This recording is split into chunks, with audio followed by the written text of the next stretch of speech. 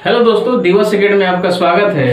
आज हम लोग पढ़ेंगे वर्ल्ड ज्योग्राफी के सीरीज में पृथ्वी और सूर्य से संबंधित कुछ महत्वपूर्ण फैक्ट्स के बारे में, जो एग्जाम की दृष्टि से बहुत महत्वपूर्ण है। इसमें बहुत सारे ऐसे फैक्ट्स हैं जो एग्जाम में हमेशा पूछे जाते हैं, बार बार ये क्वेश्चन से देखा जाता है। जैसे घूर्णन क्या है, परिभ्रमण क्या है, दैनिक गति क्या है, परिक्रमण क्या है, साथ से आगे देखेंगे जैसे उपसौर की क्या स्थिति है, अवसौर की क्या स्थिति है, सूर्य ग्रहण कब लगता है, चंद्र ग्रहण कब लगता है, कटिबंध क्या है या कटिबंध के कितने प्रकार हैं। ये जितने सारे फैक्ट्स हैं उस सारे फैक्ट्स को इसमें आज इस वीडियो में कवर किया जाएगा। मैं उन सारे दोस्तों से मैं कहना चाहता हूँ कि जो दोस्त अभी तक चैनल से नहीं जुड़े हैं उस चैनल से जुड़ेंगे, चैनल को सब्सक्राइब करेंगे और आगे बढ़ाने की कोशिश करेंगे। तो आइए एक एक करके सारे फैक्ट्स को यहाँ पर लोग देने की कोशिश करते हैं। तो आइए हम शुरू करते हैं आज का वीडियो। इसमें हम लोग सबसे पहला पढ़ेंगे घूर्णन, यानी ये घूर्णन जिसको इंग्लिश में रोटेशन कहा जाता है, रोटेशन कहा जाता है। अब घूर्णन क्या है, तो पृथ्वी सदैव अपने अक्ष पर, पृथ्वी जो है सदैव अपने अक्ष पर पश्चिम से पूरब की तरफ ये चक्कर लगाती है। क्या? पृथ्वी अपने अक्ष पर पश्चिम से पूरब की तरफ ये चक्कर लगाती है और इसी चक्कर लगाने की प्रक्रिया को जो है आपको घूर्णन कहा जाता है। और घूर्णन के चलते ही दिन और रात की स्थिति बनती है। एक चीज मैं और बता दूं, ये पृथ्वी जो है, पृथ्वी आपको जैसे चक्कर लगाती है पश्चिम से पूरब, लेकिन एक चीज और है, जैसे शुक्र ग्रह है, शुक्र ग्रह है और एक अरुण ग्रह है, ये जब अपने अक्ष पे जब चक्कर लगाते हैं तो ये आपको पूरब से पश्चिम जाती है, ये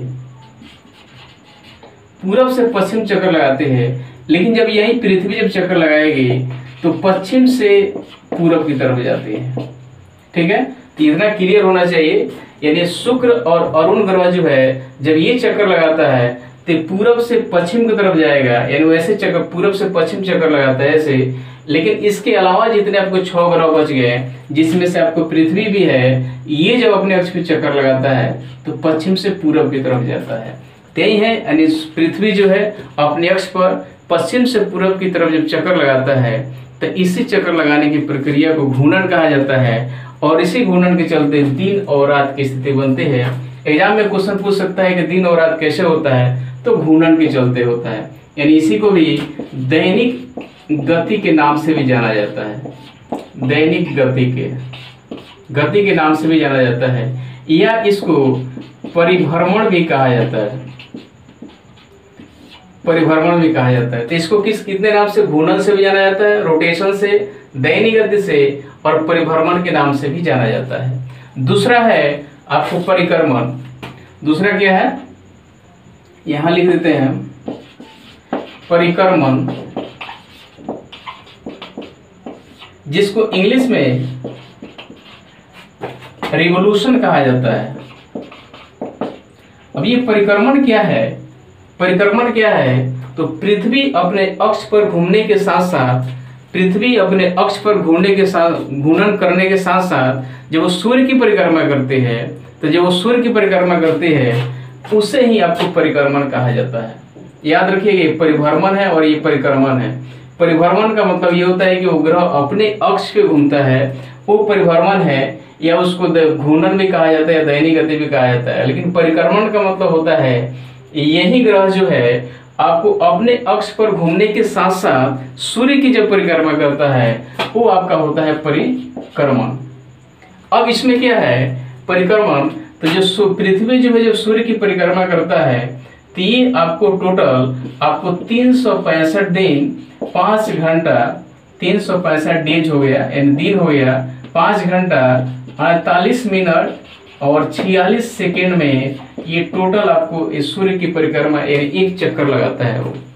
याद रखिएगा, आपको परिक्रमण में क्या होता है कि पृथ्वी जब सूर्य की परिक्रमा करता है तो सूर्य की एक चक्कर लगाने में वो 365 दिन 5 घंटा 48 मिनट और 46 सेकेंड का समय ये लेता है। ठीक है, अर्थात इसको हम 365 दिन, 365 डेज हम लिख सकते हैं यहाँ, 365 डेज और 6 आवर्स, यानी 365 दिन और 6 घंटा में पूरा एक चक्कर पृथ्वी लगाता है। किसका? तो सूर्य का।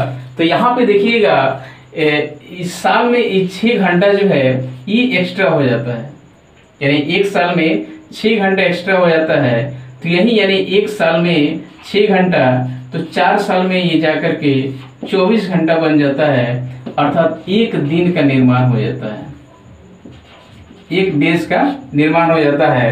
यानी 4 साल में जैसे 6 घंटा को 4 से गुना किया तो 24 घंटा हो जाएगा, तो 24 घंटा मतलब एक दिन हो गया, यानी 4 साल पे एक दिन बढ़ जाता है। तो इसी को कवर करने के लिए लीप ईयर आ जाता है, और लीप ईयर में जो फरवरी का 28 दिन होता है उसको 29 दिन किया जाता है, और इसे एक कोष में एडजस्ट किया जाता है। एक बार और इसको समझेंगे आप लोग। यानी पृथ्वी जो जब सूर्य की परिक्रमा करता है, ये आपका सूर्य है, और इसकी परिक्रमा पृथ्वी जब करता है इसे, तो ये परिक्रमा करने के दौरान यानी पूरा एक चक्कर लगाने में, एक चक्कर जब पृथ्वी लगाता है सूर्य का, तो इसको चक्कर लगाने में 365 दिन और 6 घंटा का समय लगता है। डिटेल उसको देखिएगा तो 365 दिन 5 घंटा 48 मिनट और 46 सेकेंड, जिसको 365 दिन और 6 घंटा कहा जाता है। तो ये एक साल में 6 घंटा बढ़ता है, तो 4 साल में ये 24 घंटा हो गया। तो जब 24 घंटा होता है अर्थात एक दिन बढ़ जाता है, तो इसी को एडजस्ट करने के लिए हम लीप ईयर आता है, और लीप ईयर में फरवरी के माह में जो है 28 के बदले 29 किया जाता है, और वहां पे एक दिन एडजस्ट किया जाता है। ठीक है, और आगे हम लोग देखेंगे किसको, तो उपसौर के बारे में। उपसौर यानी तीसरा हो जाएगा उपसौर के बारे में। उपसौर को इंग्लिश में पेरिहेलियन कहा जाता है। पेरिहेलियन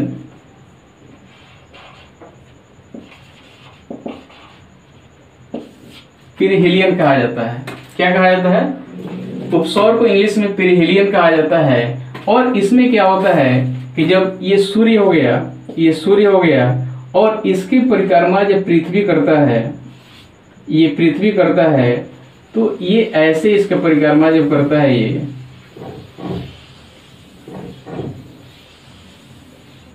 ध्यान से देखिएगा आप लोग।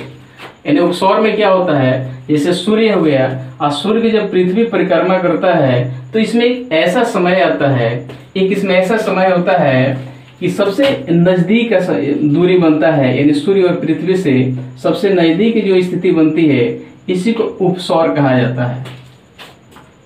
यानी पृथ्वी के द्वारा जब सूर्य की परिक्रमा किया जाता है, तो उसी परिक्रमा करने के दौरान जो है एक ऐसा समय आता है जिसमें पृथ्वी और सूर्य की नजदीकी सबसे नजदीकी जब होती है, उसी को उपसौर कहा जाता है। और ये चीज जो है 3 जनवरी को होता है।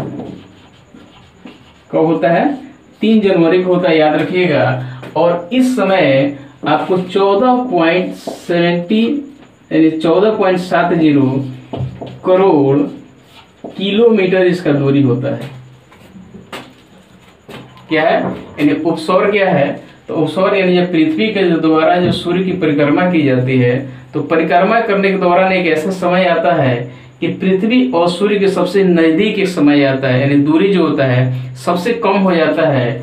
और वो चीज कब होता है? तो 3 जनवरी को होता है, याद रखिएगा आप लोग, हर साल 3 जनवरी को। और सबसे नजदीक जो दूरी होता है वो 14.70 करोड़ किलोमीटर की दूरी होती है। नजदीक होने के बावजूद भी इतना ये दूर होता है। तो ये है आपको क्या, तो उपसौर। एक और होता है अवसौर।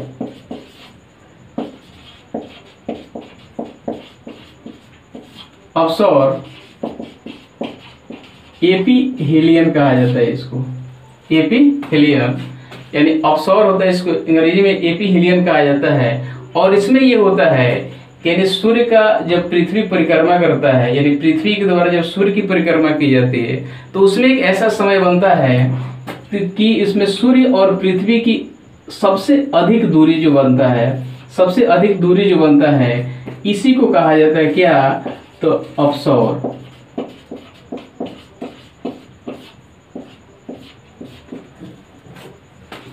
यानी इस पृथ्वी के द्वारा जब सूर्य की परिक्रमा की जाती है, तो परिक्रमा करने के दौरान एक ऐसा समय है जिसमें सूर्य और पृथ्वी की अधिकतम दूरी जो बनती है, यानी सबसे ज्यादा जो दूरी होता है, उसको हम कहते हैं अवसौर। ये चीज कब होता है? तो 4 जुलाई को होता है। याद रखिएगा आप लोग। यानी उपसौर कब होता है 3 जनवरी को, और अवसौर कब होता है 4 जुलाई को। ये भी अगर अंतर देखा जाए तो आपको 15.2 करोड़ किलोमीटर की दूरी होता है। एक बार इसको समझ लीजिए, जब उपसौर का जब स्थिति बनता है तो यानी उपसौर का मतलब क्या होता है कि सूर्य पृथ्वी की दूरी सबसे कम, तो सबसे कम कब, तो 3 जनवरी को दूरी कितना था 14.7 करोड़ किलोमीटर। और वही जब वही परिक्रमा करने के दौरान जो है सूर्य और पृथ्वी की अधिकतम दूरी जो होता है वो उसका आपको 4 जुलाई को होता है, 4 जुलाई को, और ये दूरी जो है 15.21 करोड़ किलोमीटर होता है। तो ये दो स्थिति है उपसौर और अवसौर का। ठीक है, एग्जाम में पूछता है कि उपसौर की स्थिति कब बनती है, तो आपको 3 जनवरी को, और अवसौर का कब बनती है तो 4 जुलाई को। कभी आपको एग्जाम पूछ सकता है कि उसका आपको दूरी कितना होता है, तो उपसौर के लिए आपको 14.7 करोड़ किलोमीटर, और वहीं अवसौर के लिए आपको 15.21 करोड़ किलोमीटर। तो आइए देखते हैं हम सूर्य ग्रहण के बारे में।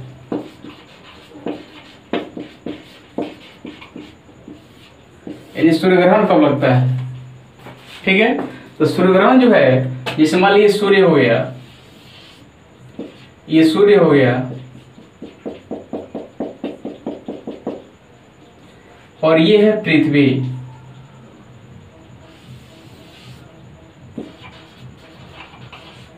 तो जब सूर्य और पृथ्वी के बीच में आपको चंद्रमा आ जाए, क्या आ जाए, जब सूर्य और पृथ्वी के बीच में ये चंद्रमा आ जाए, तो इस स्थिति में क्या होता है कि सूर्य का जो सतह जो है आपको पृथ्वी से नहीं दिखता है। यानी क्या होता है, जब सूर्य और पृथ्वी के बीच में, जब सूर्य और पृथ्वी के बीच में जब चंद्रमा आ जाता है, तो सूर्य का चमकता हुआ जो सतह है वो पृथ्वी से नहीं दिखाई देता है, और इसी प्रक्रिया को यानी इसी घटना को ये सूर्य ग्रहण कहा जाता है। एक और देखिएगा, सूर्य और पृथ्वी के बीच में जब चंद्रमा आ जाता है तो इस स्थिति में क्या होता है कि सूर्य का सतह आपको पृथ्वी से नहीं दिखाई देता है, तो इसी को कहा जाता है आपको सूर्य ग्रहण। और सूर्य ग्रहण जो है एक चीज इसमें याद रखिएगा, ये कभी भी दिन में होता है। क्या है, तो सूर्य ग्रहण जो है कभी भी दिन में होता है और अमावस्या को होता है, याद रखिएगा आप लोग। ठीक है, यानी सूर्य ग्रहण कब होता है तो कभी भी दिन में होता है, और ये क्या कब होता है तो अमावस्या के दिन होता है। और हर एक अमावस्या के दिन ऐसा नहीं होता है, इसे याद रखने के लिए, लेकिन जब भी होता है ये अमावस्या के दिन होता है। एक चीज और देखेंगे, जब जैसे मान लें कि जो बीच में जब चंद्रमा आ जाता है, तो इस चंद्रमा से क्या होता है कि सूर्य के कभी कुछ भाग ढकता है, जैसे आधा भाग ढक गया या कुछ भाग ही ढकता है, तो वहां पे आंशिक सूर्य ग्रहण कहा जाता है। या कंप्लीट रूप से अगर ढक जाता है, पृथ्वी से दिखाई नहीं देता है, तो वही आपको पूर्ण सूर्य ग्रहण कहा जाता है। इसमें क्या क्या चीज याद रखना है कि सूर्य ग्रहण के समय सूर्य और पृथ्वी के बीच में कौन आता है तो चंद्रमा आता है, पहला क्वेश्चन। दूसरा ये होता है ये कभी भी दिन में होता है। तीसरा क्या है तो ये अमावस्या को होता है। और चौथा क्या है, ये आंशिक या पूर्ण सूर्य ग्रहण हो सकता है ये। ठीक है, और दूसरा है चंद्र ग्रहण। अब चंद्र ग्रहण क्या है तो चंद्र ग्रहण का बनने का स्थिति ये है कि वही आपको सूर्य, ये सूर्य हो गया और ये हो गया चंद्रमा,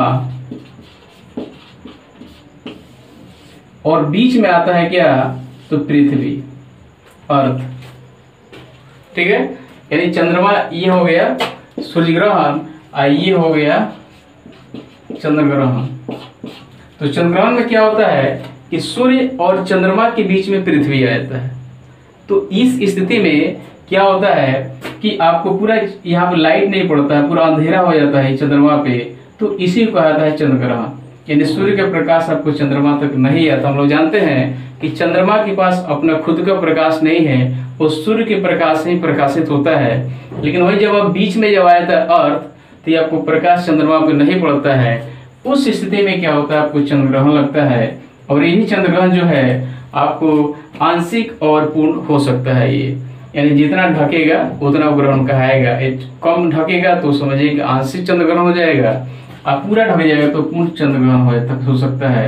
इसके साथ में और चीज देख लेंगे कि बीच में कौन आया है। पहला क्वेश्चन, चंद्र ग्रहण में बीच में कौन आ रहा है, तो अर्थ आ रहा है, यानी पृथ्वी आ रहा है। दूसरा क्वेश्चन ये है कि कभी भी ये रात्रि में होता है। तीसरा क्वेश्चन ये है कि ये पूर्णिमा के दिन होता है, और ये हमेशा हर पूर्णिमा में नहीं होता है, बस साल में ये 3 बार ही होता है ऐसा। ठीक है, तो आपको चंद्र ग्रहण, सूर्य ग्रहण और चंद्र ग्रहण में अंतर क्लियर हो जाना चाहिए। सूर्य ग्रहण में क्या है, तब आपको सूर्य और पृथ्वी के बीच में चंद्रमा आता है, और चंद्र ग्रहण में क्या है, तब आपको सूर्य और चंद्रमा के बीच में पृथ्वी आता है। याद रखिएगा, सूर्य कभी भी बीच में नहीं आता है। सूर्य ग्रहण के समय जो है ये कभी भी दिन में बनता है, अमावस्या को बनता है, और ये पूर्ण या आंशिक सूर्य ग्रहण हो सकता है ये।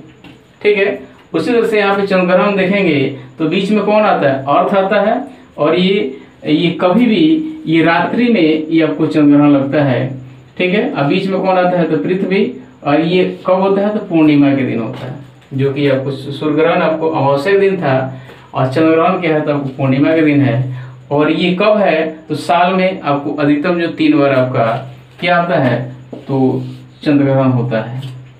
ठीक है, तो ये चीज क्लियर हो गया। यानी कटिबंध क्या है, तो पृथ्वी पर ताप के अनुसार, यानी पृथ्वी को कई भागों में वहां बांट दिया जाता है ताप के अनुसार, तो उसी को समझिए कटिबंध कहा जाता है, जिसको इंग्लिश में जोन कहा जाता है। हम लोग जानते हैं कि पृथ्वी जो है, पृथ्वी के बीचों बीच एक रेखा है जिसको विषुवत रेखा कहा जाता है। विषुवत रेखा कहा जाता है, या इंग्लिश में इसको इक्वेटर कहते हैं। ठीक है, विषुवत रेखा कहा जाता है। अब इसमें क्या होता है कि इसको ताप के अनुसार, जैसे मान लीजिए यहां से लेकर के ये हो जाएगा 30 डिग्री। तो एक चीज और यहां देख लेंगे, जैसे पृथ्वी के बीचों बीच जो रेखा जाती है विषुवत रेखा होता है, और इस विषुवत रेखा के ऊपर वाले भाग को, यानी नॉर्थ वाले भाग को उत्तरी गोलार्ध कहा जाता है। ये क्या कहा जाता है, उत्तरी गोलार्ध। और ये विषुवत रेखा के दक्षिण वाले भाग को ये आपको दक्षिणी गोलार्ध कहा जाता है। ठीक है, अब इसमें क्या है, जैसे इस विषुवत रेखा से, यानी ये तो आपका 0 डिग्री, हम लोग जानते हैं विषुवत रेखा 0 डिग्री होता है, तो इस 0 डिग्री से लेकर 30 डिग्री तक उत्तर में इसको उष्ण कटिबंध कहा जाता है। अब उसी तरह से विषुवत रेखा से नीचे यानी साउथ में भी 30 डिग्री के क्षेत्र को, ये भी आपको वही है उष्ण कटिबंध। ठीक है, क्या है, तो उष्ण कटिबंध, जिसको इंग्लिश में यहां हम लिख देते हैं, पहला है ट्रॉपिकल जोन। क्या है ये, तो 0 से लेके 30 डिग्री तक, यानी विषुवत रेखा से उत्तर में, यानी उत्तरी गोलार्ध में या दक्षिणी गोलार्ध में 0 से 30 डिग्री ये क्षेत्र जो होता है, ये जो क्षेत्र जो होता है, ये उष्ण कटिबंध होता है। उष्ण कटिबंध होता है, और यहाँ पे चूंकि हम लोग जानते हैं कि इस क्षेत्र से सबसे ज्यादा गर्मी जो है यहीं पे होती है, तो इसको उष्ण कटिबंध कहा जाता है, जिसको इंग्लिश में ट्रॉपिकल जोन कहा जाता है। तो याद रखिएगा, विषुवत रेखा से ऊपर 30 डिग्री और नीचे भी 30 डिग्री, यानी उत्तरी गोलार्ध में 30 डिग्री तक और दक्षिणी गोलार्ध में 30 डिग्री का जो क्षेत्र बनता है, ये आपको उष्ण कटिबंध होता है। उष्ण कटिबंध, जिसको इंग्लिश में क्या कहा जाता है, ट्रॉपिकल जोन कहा जाता है। दूसरा है, जैसे ये 30 डिग्री से लेकर के आपको चले जाए 45 डिग्री तक, और नीचे भी 30 डिग्री से लेकर के ये चले जाए 45 डिग्री तक। ठीक है, ये 45 डिग्री तक, यानी आपको उत्तरी गोलार्ध में 30 डिग्री से लेकर के 45 डिग्री के बीच का जो क्षेत्र है, उसी तरह दक्षिणी गोलार्ध में 30 डिग्री से लेकर के 45 डिग्री के बीच का जो क्षेत्र है, इसको उपोष्ण कटिबंध कहा जाता है। उपोष्ण कटिबंध कहा जाता है, और ये भी क्षेत्र क्या है, उपोष्ण कटिबंध कहा जाता है, जिसको इंग्लिश में सब ट्रॉपिकल जोन कहा जाता है ये। ठीक है, क्या कहा जाए इसको, उपोष्ण कटिबंध को इंग्लिश में सब ट्रॉपिकल जोन कहा जाता है। इसमें क्या है, तो 0 डिग्री से लेकर के 45 डिग्री के क्षेत्र का, इसको लिख देते हैं आपको 30 डिग्री से लेकर, सॉरी 0 नहीं, 30 डिग्री से 45 डिग्री तक। आगे है नेक्स्ट जो है, जैसे उत्तरी गोलार्ध में देखा जाए तो 45 डिग्री से लेकर के आपको 66 डिग्री तक, याद रखिएगा आप लोग, 66 डिग्री, या उसी तरह से आपको दक्षिणी गोलार्ध में 45 डिग्री से लेकर के ये 66 डिग्री, बड़ा लिख दीजिए, 66 डिग्री जो है यहाँ तक के क्षेत्र को, यानी 45 से 66 डिग्री उत्तरी गोलार्ध और फिर 45 डिग्री से लेकर 66 डिग्री आपको दक्षिणी गोलार्ध के क्षेत्र को, इसको क्या शीतोष्ण कटिबंध कहा जाता है। शीतोष्ण कटिबंध कहा जाता है।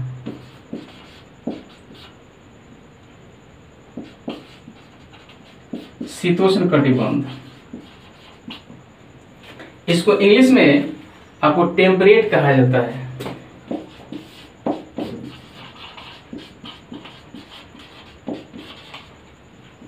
टेम्परेट जोन कहा जाता है। तो सबसे आपको 45 डिग्री से लेकर 66 डिग्री के बीच के क्षेत्र को शीतोष्ण कटिबंध कहा जाता है। फिर आपको दक्षिणी गोलार्ध में 45 डिग्री से लेकर 66 डिग्री के जो क्षेत्र जो है, इसको शीतोष्ण कटिबंध कहा जाता है, जिसको इंग्लिश में टेम्परेट जोन कहा जाता है। तो पहला क्या हो गया, ट्रॉपिकल जोन, दूसरा सब ट्रॉपिकल जोन, और तीसरा क्या हो जाएगा आपको टेम्परेट जोन। हिंदी में क्या है, पहला उष्ण कटिबंध, दूसरा उपोष्ण कटिबंध, और तीसरा जो है आपको शीतोष्ण कटिबंध होता है। और आगे जो है ये आपका ध्रुवीय कटिबंध हो जाता है। ध्रुवीय कटिबंध जो 66 डिग्री से 90 डिग्री तक है, यहाँ पे 66 डिग्री से 90 डिग्री तक है। तो ये कौन सा हो जाएगा,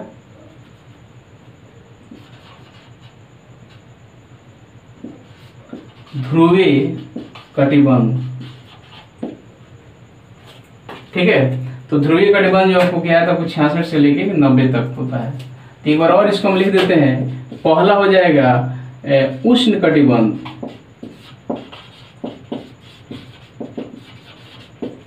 पहला उष्ण कटिबंध, ये कितना था, 0 से लेके 30 डिग्री तक। दूसरा जो है उपोष्ण कटिबंध,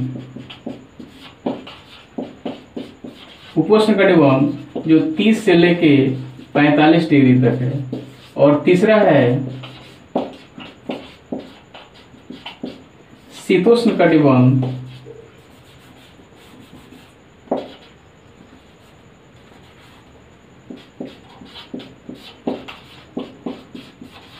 जो 45 डिग्री से लेके 66 डिग्री तक है। और चौथा है ध्रुवीय कटिबंध, जो आपको ये है 66 डिग्री से लेके 90 डिग्री तक है। तो ये है आपको कटिबंध का बंटवारा, जो ताप के हिसाब से बांटा गया है। एक बार इसको देख लीजिएगा, 0 डिग्री से ऊपर ये उत्तरी गोलार्ध हो गया और नीचे वाला दक्षिणी गोलार्ध हो गया। ठीक है, तो उत्तरी गोलार्ध में 0 डिग्री से लेकर 30 डिग्री तक उष्ण कटिबंध है। उसी तरह से दक्षिणी गोलार्ध में 0 डिग्री से 30 डिग्री तक आपको उष्ण कटिबंध है। तो ये आपका एक कटिबंध हो गया, ये दोनों मिला करके। उसी तरह से आपको 30 उत्तरी गोलार्ध में 30 डिग्री से लेकर 45 डिग्री का जो क्षेत्र बनता है, ये आपका कौन सा हो जाएगा, तो उपोष्ण कटिबंध। और तीसरा है उसी तरह नीचे भी देख लीजिए, साथ ही साथ आपको दक्षिणी गोलार्ध में 30 डिग्री से 45 डिग्री का जो ये क्षेत्र जो है, ये भी उपोष्ण कटिबंध है। इसको 2 से दर्शा लीजिए। फिर अगला है 45 डिग्री से 66 डिग्री उत्तरी गोलार्ध में जो ये क्षेत्र बनता है, शीतोष्ण कटिबंध है। उसी तरह दक्षिणी गोलार्ध में देखिए 45 से 66 डिग्री का क्षेत्र जो है, ये आपको शीतोष्ण कटिबंध है, और ये भी शीतोष्ण कटिबंध। उसी तरह से नेक्स्ट उत्तरी गोलार्ध में 66 डिग्री से लेकर 90 डिग्री का जो क्षेत्र बनता है, ये आपका हो जाएगा क्या, तो ध्रुवीय कटिबंध, जिसको चौथा भाग में बांटा गया है।